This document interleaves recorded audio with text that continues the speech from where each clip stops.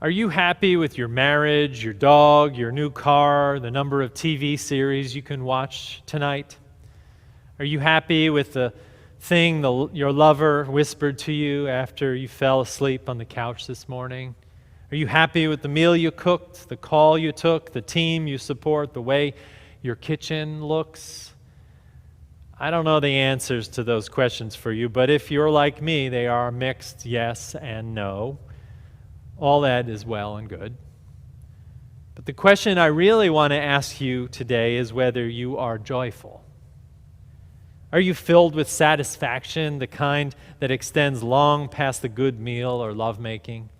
The kind that is joy in something that you didn't control or deserve, like the sunrise or the sound of the rain, that reminds you of a patient moment in your childhood? The kind that is unpredictable, like the time you were fired and then the same day you met the one person who would turn your life upside down with chaos and love and excitement.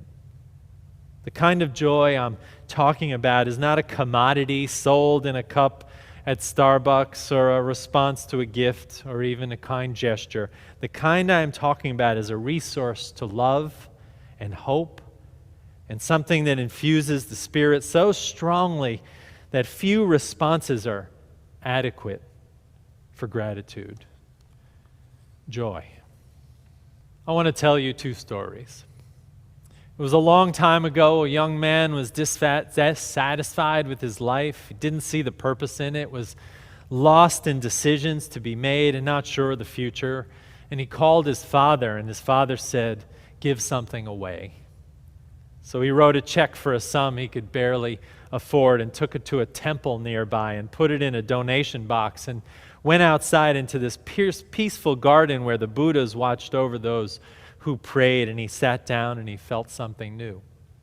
A deep feeling of connection, satisfaction with the world. A sense of all things being equal, that being present was enough to feel the whole of life in that moment. And he looked up at a monk who walked by and smiled and received a smile back and felt not happiness with himself or with the monk or the garden, but a deep and abiding sense of being. And another story. The child of an immigrant recalled how her mother cowered in the corner when the lightning cracked so loud it shook the house, and the girl wondered why. Her mother, a person who had little, worked hard in people's homes to keep them clean, endured the kinds of comments from her employers like, "You smell a lot like the chili I had for lunch." And, "Maria, you need money. I know you don't mind staying late," even without asking her how her child would sit alone at home hungry for hours more because the lady wanted to polish silver and chat about her marriage. The child didn't understand the indignities and the trauma of war that ripped her mother apart every day. And when she grew up and learned more about it and became the best student in school, and after reading a piece of prose at the school presentation she wrote for the students and the parents, they gave her a standing ovation. And she didn't really understand why when she went back to sit with her mother's hands were wet with tears. And later her mother explained that she never expected a room full of people like the people she worked for to cheer and encourage her family in any way. And the girl felt both shame and the history of her mother's coming to this country and the relief and pride of succeeding in her mother's eyes all at once. Not happiness, but a grounding in her purpose, in her healing, that she was part of a family that expanded way beyond her mother and she. When she grew up to become a successful writer, she knew how to describe those moments to the very people who looked down on her mother in hope that they might learn and reconcile their language and with the people around them. What is joy? Joy is receiving what you want to reject. We find joy in making room for people to tell their truths, to heal from their past, to be relieved from shame and self-hatred, even when we want to turn them away. That's the story in the Christmas story, the innkeeper. Reflect on those mysterious words found in Hebrews. Don't neglect to show hospitality, for by doing this, some have welcomed angels as guests without knowing it.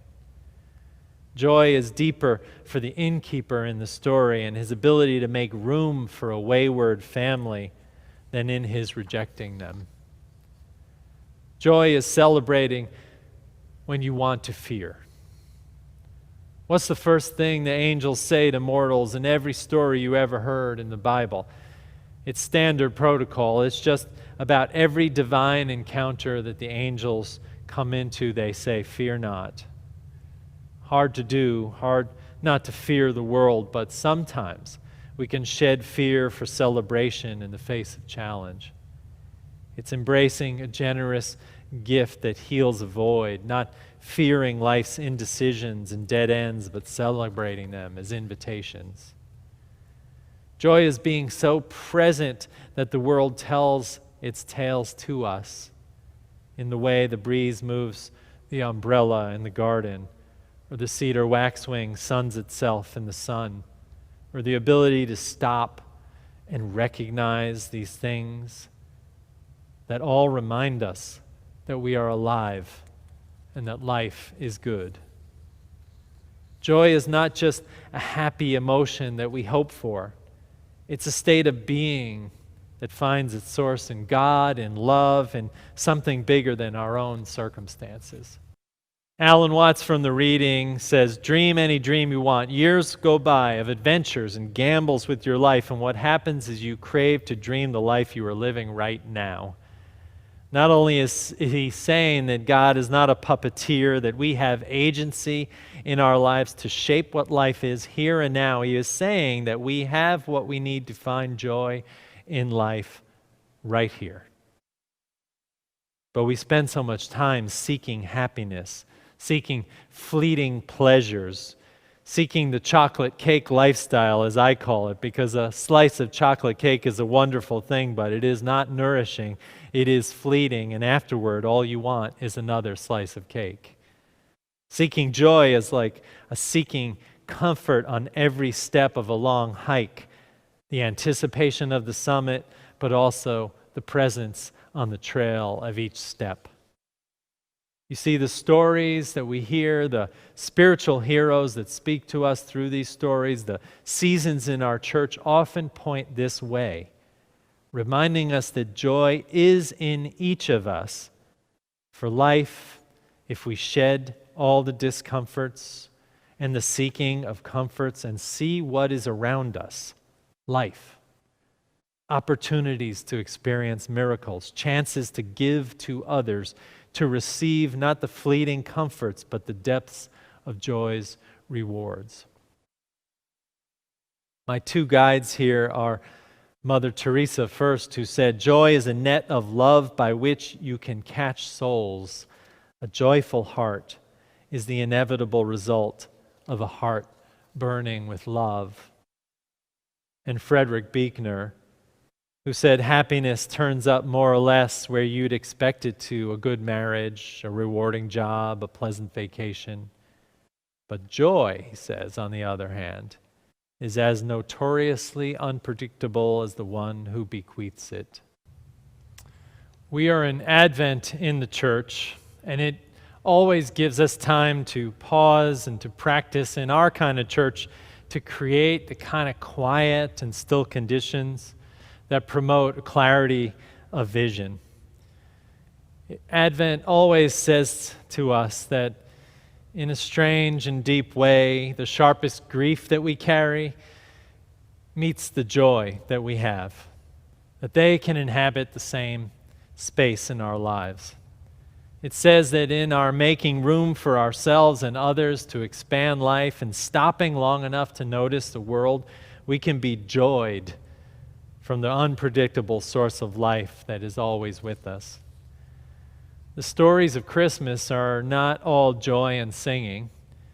They are sad in some ways. They are about displaced families and lonely shepherds and dark nights and angry innkeepers and children born against all odds and murderous leaders and lost court soothsayers. And so they necessarily all point to one thought, that joy allows sorrow to have its say, but it does not let despair have the final word. That joy is not ours to buy or consume, despite what the music in the stores tell us, but that joy arrives when we present ourselves to the world and see what happens, when we ground ourselves in missions bigger than our own making, bigger than our pursuits of happiness, and confront the shame we carry or the loss we carry with love. Advent is a season for remembering that joy, the joy that makes its way toward us and is what comes when in days that we are tempted to despair, we choose to celebrate. Not in denial of the causes of despair, but in defiance, in hope, and in delight. So today is for rejoicing. Rejoicing that the thin veil of life is present to each of us, that we can give from deep within us, that if we are tempted to despair, we know its companion joy is always there, and that hope in gladness for life and love is always available to each and every one of us, no matter our circumstances, no matter the darkening nights or the challenges of the day.